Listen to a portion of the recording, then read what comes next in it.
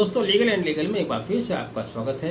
आप अच्छी तरह जानते हैं कि सेकेंडरी एविडेंस आमतौर से साक्ष्य में स्वीकार्य नहीं है, अर्थात यदि कोई डॉक्यूमेंट जो कि सेकेंडरी एविडेंस की शक्ल में है वह साक्ष्य में प्रस्तुत किया जाता है तो उसको स्वीकार नहीं किया जा सकता, उसके कंटेंट को साबित नहीं किया जा सकता।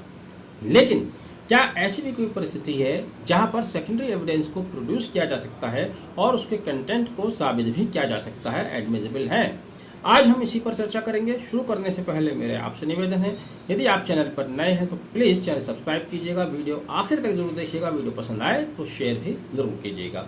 आज हम जिस बिंदु पर चर्चा करने जा रहे हैं उसका आधार माननीय उच्चतम न्यायालय द्वारा दिया गया एक निर्णय है जो कि सिविल नंबर 14/630/2015 अपैया बनाम अंदी मुथु बनाम उर्फ थंगापंदी के नाम से माननीय उच्चतम न्यायालय के समक्ष लाई गई थी, जिसको जस्टिस BR गवई और CT रवि कुमार की बेंच ने निर्णित किया।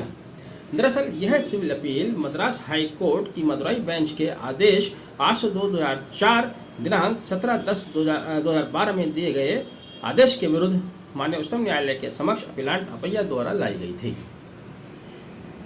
हाईकोर्ट के समक्ष प्रतिवादी जो इस अपील के रेस्पोंडेंट हैं अंदी मुथु, उन्होंने वहाँ एक कंटेंशन किया था कि वादी से मूल दस्तावेज प्रस्तुत करने के लिए क्या कहा जाए, चूँकि ट्रायल कोर्ट का जो निर्णय है और उसके बाद अपीलेंट कोर्ट का जो निर्णय वादी के पक्ष में आया है वो सेकेंडरी डॉक्यूमेंट के आधार पर आया है और सेकेंडरी डॉक्यूमेंट को एविडेंस में स्वीकार नहीं किया जा सकता, उसको साबित नहीं किया जा सकता। यहाँ पर उच्चतम न्यायालय ने हाईकोर्ट के द्वारा दिए गए निर्णय को निरस्त करते हुए न सिर्फ अपील को स्वीकार किया बल्कि यह भी स्पष्ट किया कि किन परिस्थितियों में सेकेंडरी एविडेंस स्वीकार्य है।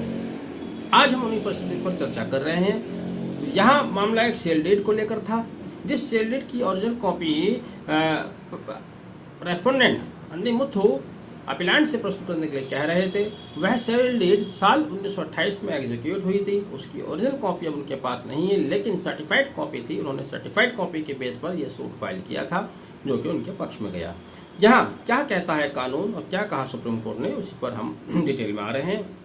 दरअसल सेकेंडरी कॉपी यदि किसी पब्लिक डॉक्यूमेंट की है तो उसको ट्रायल के दौरान प्रस्तुत किया जा सकता है, उसके कंटेंट को साबित किया जा सकता है। इस बात को और अच्छे से स्पष्ट रूप से समझने के लिए आपको section 57 sub clause 5 Indian registration act 1908 को देखना होगा, जिसमें कहा गया है कि जब इस धारा के अधीन कोई सर्टिफाइड कॉपी ली जाती है तो उस पर रजिस्टरिंग ऑफिसर्स की मोहर लगी होती है और उसके हस्ताक्षर होते हैं तथा इसके कंटेंट को साबित किया जा सकता है। मैं पढ़कर बता देता हूँ क्या कहती है धारा 57 उपधारा 5 रजिस्ट्रेशन एक्ट 1908। Registration Act 1908.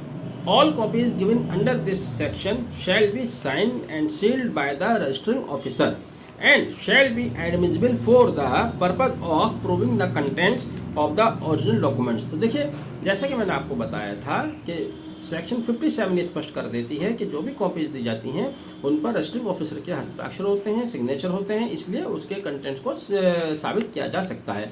अब जैसे कि इंडियन एविडेंस एक्ट की बात चल रही है, तो इंडियन एविडेंस एक्ट इस संबंध में क्या कहता है, तो वहाँ पर आपको सेक्शन 65E देखना होगा, जहाँ पर ये बताया गया है कि यदि कोई सेकेंडरी एविडेंस की सर्टिफाइड कॉपी प्रोड्यूस की जाती है, यदि वह पब्लिक डॉक्यूमेंट है एज पर सेक्शन 74 तो वह एडमिसिबल होगा। पहले आप देख लीजिए, स्क्रीन पर लिखा हुआ आ रहा है section 65 sub clause E of Indian evidence act permits secondary evidence to be given where the original is a public document within the meaning of section 74। अब यहाँ आपको सेक्शन 74 देखना होगा।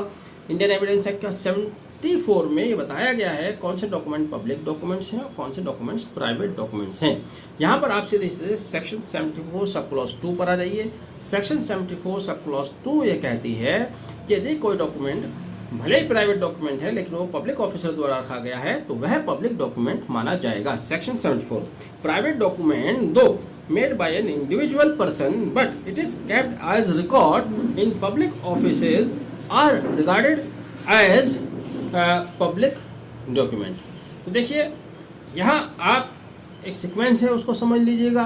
पहले आपको section 57 sub clause 5 registration act 1908 को देखना होगा। उसके बाद आप सेक्शन 65 सब क्लॉज ई पर आइए, उसके बाद आप आते हैं सेक्शन 74 सब क्लॉज 2।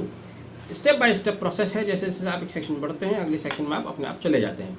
कुल मिलाकर निष्कर्ष ये हुआ कि सेकेंडरी एविडेंस की सर्टिफाइड कॉपी साक्ष्य में स्वीकार्य है, उसके कंटेंट को स्वीकार किया जा सकता है यदि वह पब्लिक डॉक्यूमेंट है। कंडीशन ये भी है। मैं समझता हूँ कि जो जानकारी आपको दी गई है वह पसंद आई होगी, जानकारी दी गई पसंद आई है तो प्लीज़ इसको लाइक कीजिएगा। फिर मेरी अपील, अगर आप चैनल पर नए हैं, अभी तक आपने सब्सक्राइब नहीं किया तो प्लीज़ चैनल सब्सक्राइब कीजिएगा और वीडियो आगे भी शेयर कीजिएगा। बहरहाल आपने वीडियो आखिर तक देखा, बहुत बहुत धन्यवाद। Thank you, have a nice day.